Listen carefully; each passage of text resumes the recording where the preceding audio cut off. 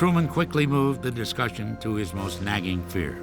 Truman said, all the intelligence sources we have indicate that the Chinese are preparing to come into the war. What happens if the Chinese come in?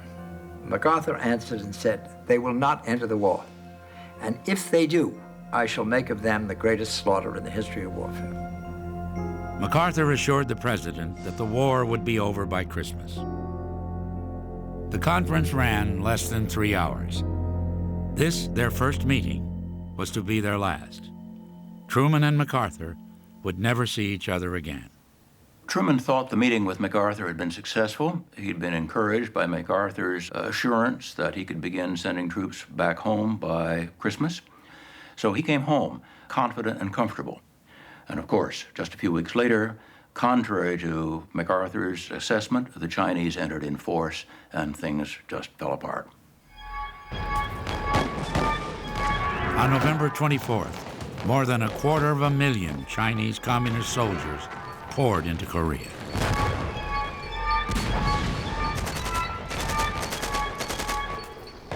In spite of the assurances he had given the president, MacArthur, hopelessly outnumbered, was powerless to stop them. 4 days later, the president received a cable from his beleaguered general. We face an entirely new war.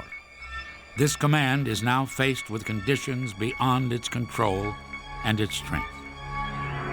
One observer described the president as he reported the news to his aides. His mouth grew tight, his cheeks flushed. For a moment, it almost seemed as if he would sob. Then, in a voice that was incredibly calm and quiet, he said, "This is the worst situation we have had yet. We'll just have to meet it as we've met all the rest."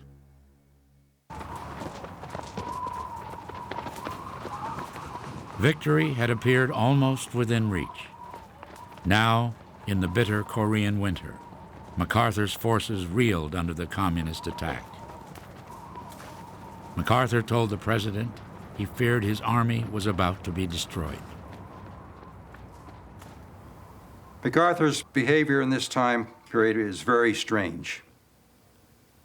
This is MacArthur the invincible, the infallible. But he had failed. He was talking about evacuating the Eighth Army from Korea. And being MacArthur, it couldn't have been his fault. It must have been someone else's fault. The general urged the president to wage all-out war. He wanted to blockade the Chinese coast and bomb the Chinese mainland. Truman refused. In an atomic age, he feared provoking a third world war. Boiled down, MacArthur wanted to fight the war to win the war. On the other hand, Truman wanted to confine the war to the Korean Peninsula.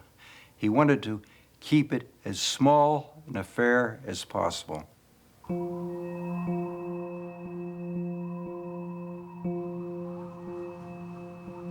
As the communists continued to punish MacArthur's army, the general told reporters that he was fighting under an enormous handicap. Truman ordered the general to stop talking to reporters. MacArthur escalated his demands. I think it's fair to say MacArthur panicked. At one point in late December, he's asking Truman to target 26 different areas within China for the dropping of nuclear bombs. I think MacArthur's top preference would have been to use small nuclear weapons on the masses of Chinese, and he figured 2 or 3 the Chinese would stop and withdraw. The president was not prepared to make that decision.